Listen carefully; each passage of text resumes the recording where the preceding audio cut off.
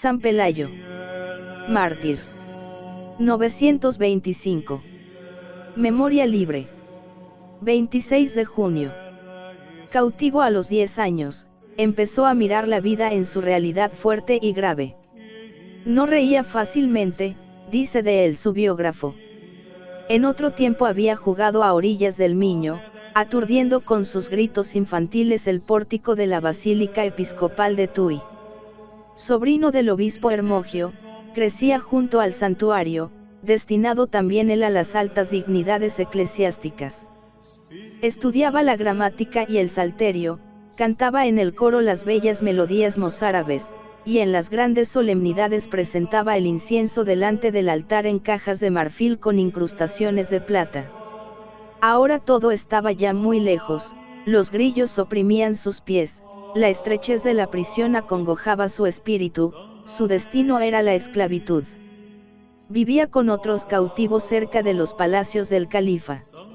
Un guardia entraba diariamente en la cárcel armado de un látigo, y, guiados por él, los presos se dirigían a su tarea. Hoy trabajaban en los jardines reales, mañana en la mezquita, o en los baños, o en alguna de aquellas grandes construcciones con que el poderoso emir embellecía su capital.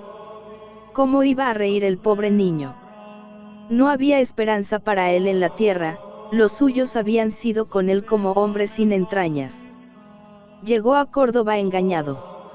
Vamos a ver al tío, le dijeron seguramente, y él se dejó llevar, contento con la idea de ver mundo y de conocer aquella gran ciudad, famosa por sus opulencias y su poder. Allí estaba Hermogio, sepultado en un calabozo. Un año antes apresado en la batalla de Valdejunquera, 920, había sido llevado a Córdoba y colocado bajo la vigilancia de la Guardia Real. En el silencio de su reclusión, pensaba en las fiestas brillantes de la corte leonesa, en las magnificencias catedralicias de Tui, en las tierras y en los siervos, y en el rescate inmediato. Y el rescate había llegado, era su sobrino. Mientras el obispo pasaba el Duero, el niño iba a ocupar su puesto en la prisión. Al principio creyó que aquello acabaría pronto. Al despedirse de él, Hermogio le había dado los más sanos consejos y las más bellas esperanzas. Adiós, hijo mío, debió de decirle, pronto nos veremos otra vez, voy allá para reunir el oro que exigen estos moros malditos. Pero los días pasaban, y el niño no volvió a saber nada de su tierra. Sabía que allá en la frontera cristianos y musulmanes seguían combatiendo, y de cuando en cuando llegaban a la capital nuevos rebaños de prisioneros. Al principio lloró lágrimas abrasadoras, pero acabó por resignarse con su suerte. La fe le sostenía, rezaba los salmos que había aprendido en la escuela de Tui, descansaba de las fatigas del día buscando en su encierro el rayo de luz que se deslizaba por la estrecha ventana para descifrar la escritura de los códices visigóticos. Era un lector asiduo, y cuando no entendía la lectura, consultaba a los clérigos que estaban presos con él. Su fervor religioso le inspiraba santos atrevimientos, discutía con los musulmanes, y, dotado de una palabra fácil y de mucha gracia en el decir, llegó a confundirlos más de una vez. Sin embargo, sus carceleros le miraban con simpatía y le trataban sin rigor. Jamás alborotó en la cárcel, ni les miró con odio, ni tuvo con ellos palabras o actitudes de rebelión. Además, veían en él una gracia que presagiaba el más halagüeño porvenir. En los 3 o 4 años que llevaba de cautiverio, Pelayo había crecido sin que el encierro le robase el color encendido de sus mejillas, ni la enfermedad afease su cuerpo. Si su conversación cautivaba, su presencia le ganaba el afecto de cuantos le trataban. La misma melancolía que su desgracia había dejado impresa en sus ojos, añadía un nuevo encanto a la belleza de su amable adolescencia. Muchas veces, en la confusión inmoral del ergástulo, tuvo necesidad de una energía heroica para guardar la pureza de su alma. Y Dios quiera, pensaba él en sus meditaciones, que no me vea en apuros más terribles. Aunque niño, se había dado cuenta de la corrupción que reinaba en aquella ciudad, de los soberbios palacios, de los maravillosos jardines, de las 3000 mezquitas y de los 900 baños, ciudad donde se rendía culto al amor en todas las formas, donde los poetas cantaban las gracias de los manchevos con versos apasionados, donde los eunucos y los libertos llegaban a comprar los más altos puestos del Estado con la prostitución de su conciencia. El antiguo estudiante de Tui podía ver en la cumbre de los honores a muchachos que en otro tiempo habían dormido, como él, en el suelo, eran generales, administraban las rentas del califa, tenían esclavos, tierras, casas, jardines, formaban bibliotecas, se rodeaban de literatos y clientes y miraban con desdén a la antigua aristocracia. Era la política de Abderramán III, todos los empleos los puso en manos de esclavos, cogidos en guerra, vendidos por los piratas en los puertos del Mediterráneo, o traídos por tratantes judíos de Francia y Alemania.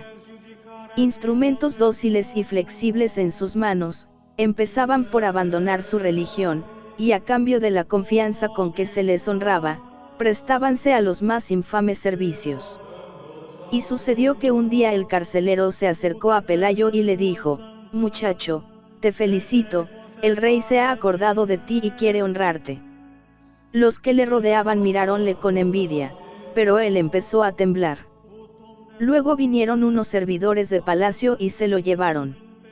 Antes de entrar en el alcázar, rompieron sus cadenas, le despojaron del saco de los cautivos, bañaron su cuerpo con agua perfumada, rizaron y peinaron artísticamente sus cabellos, le vistieron una túnica de seda y le ciñeron un brillante cinturón.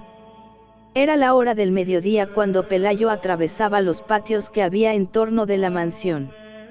No vio ni las fuentes de mármol, ni los espléndidos jardines, ni los áureos artesonados, ni los tapices orientales que colgaban de las paredes, ni oyó las recomendaciones que le hacía su introductor acerca del ceremonial de la visita. Una sola cosa absorbía todo su ser, la nueva orientación de su vida. Habíanle dicho que el rey le llamaba tal vez para hacerle su copero, pero aquel ambiente cortesano se le presentaba lleno de lazos para su fe y su virtud, y su pequeño corazón de 14 años temblaba. Su mismo azoramiento le hacía más amable todavía. A su paso, los guardias sudenises inclinaban sus cabezas con respeto, como si pasase un príncipe. Un cortesano salió a su encuentro, le cogió de la mano y le introdujo en un amplio salón. Los aromas llenaban la estancia, rutilaban las líquidas espumas en los vasos de cristal, temblaban los rayos del sol al caer sobre las joyas y las bandejas. En el fondo, arrellanado entre cojines, un hombre sonreía, cabello rubio, ojos azules, color blanco y sonrosado, rostro afable y hermoso y agradable mirar. Era el príncipe, el más poderoso de los sultanes cordobeses, el emir de los creyentes, Abderramán III el victorioso. Los historiadores han alabado la bondad de su corazón, su ánimo virtuoso y la grandeza de su alma.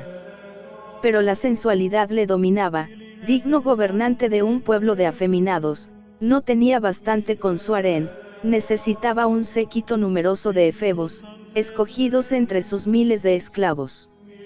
El niño se acercó haciendo las 3 postraciones de rúbrica, y besó la mano del emir.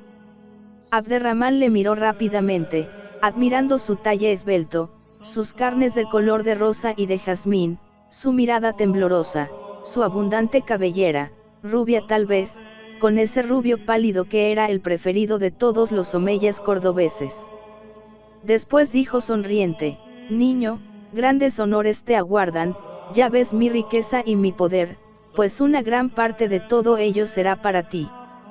Tendrás oro, plata, vestidos, alhajas, caballos, tendrás un magnífico palacio junto al real alcázar, y en él tendrás esclavos, esclavas y cuanto puedas apetecer. Pero es preciso que te hagas musulmán como yo, porque he oído que eres cristiano y que empiezas ya a discutir en defensa de tu religión». El califa se detuvo, observando la impresión que sus palabras hacían en el muchacho.